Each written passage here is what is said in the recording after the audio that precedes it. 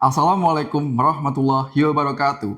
Halo generasi muda, melalui video ini kami dari tim GOVAS, Institut Teknologi dan Sains Nahdlatul Ulama Pekalongan, yang terdiri dari saya, Muhammad Saifullah, Saya Erlin, saya Safna Sakinah, menghadirkan hasil riset investasi saham PT Tunas Berlampung Tbk atau TBLA dengan rekomendasi buy, sell, atau hold berdasarkan model valuasi saham dalam konteks hilirisasi industri sawit. Dalam 2 tahun terakhir, PT Tunas Baru Lampung Tbk atau TBLA mengalami tekanan pada sisi laba bersih dan profitabilitas. Net profit marginnya turun dari 10,2% menjadi 8,1%. Sementara untuk gross profit margin juga terkoreksi akibat biaya produksi yang meningkat dan harga komoditas yang fluktuatif. Namun, di tengah tekanan tersebut, TBLA justru menunjukkan daya tahan dan strategi untuk jangka panjang. Perusahaan TBLA terus memperkuat integrasi vertikal, meningkatkan kapasitas produksi, dan fokus pada hilirisasi industri sawit, yang juga menjadi bagian dari program strategis nasional.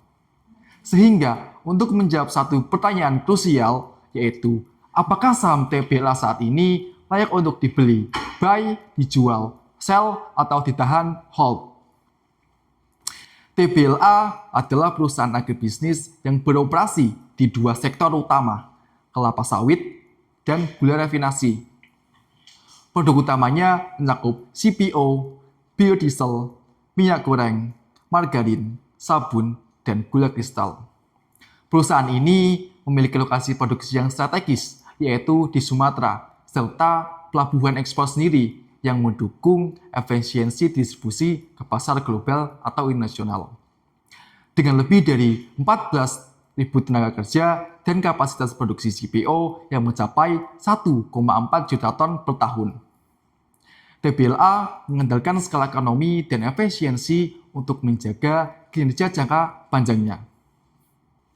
Secara global, pertumbuhan ekonomi pada tahun 2024 hingga 2025 diproyeksikan hanya sebesar 3% menurut IMF.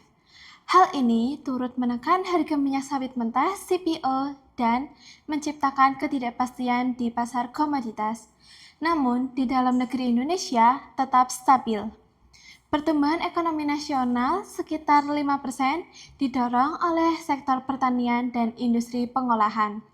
Pemerintah juga memperkuat kebijakan mandatori biodiesel B35 ke B40 yang meningkatkan permintaan domestik terhadap CPO.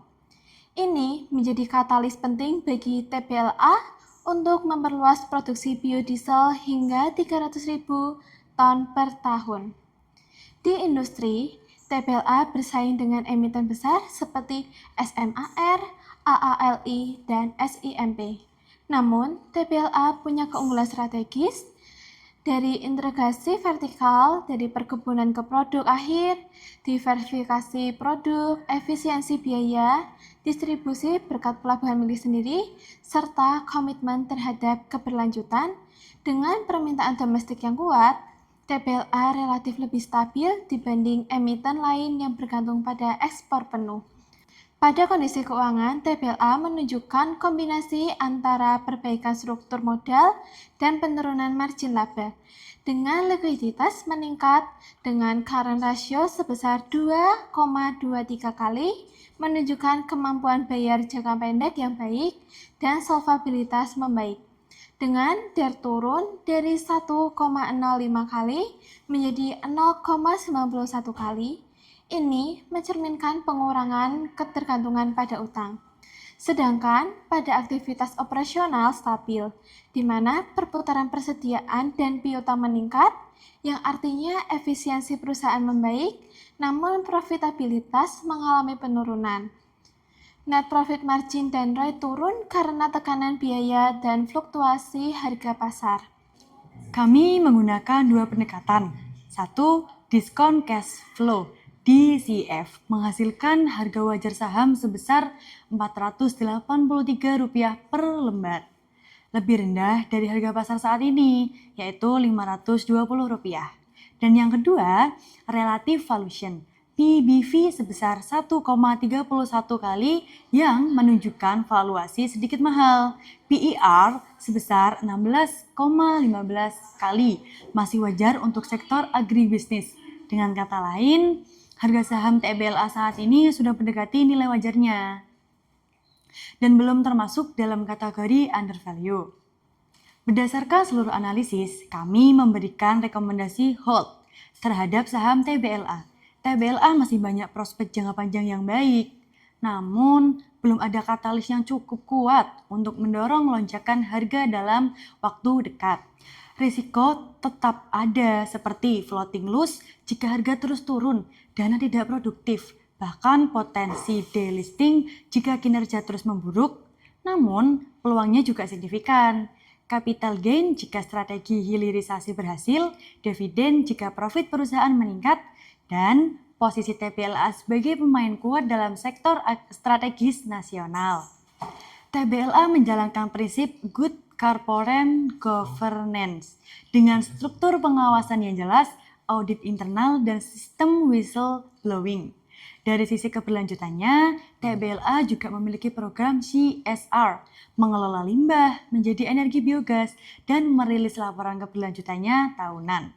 Sertifikasi ISPO menunjukkan komitmen TBLA terhadap praktik agribisnis yang ramah lingkungan. Kesimpulannya, TBLA adalah perusahaan dengan fondasi bisnis yang solid, memiliki keunggulan operasional, dan potensi pertumbuhan lewat hilirisasi sawit itu sendiri. Namun, dengan harga pasar saat ini yang berada di atas nilai wajar, kami merekomendasikan untuk hold pada saham TBLA sambil menanti perkembangan makro dan internal yang lebih positif. Itulah hasil riset investasi kami terhadap saham TBLA. Terima kasih. Wassalamualaikum warahmatullahi wabarakatuh.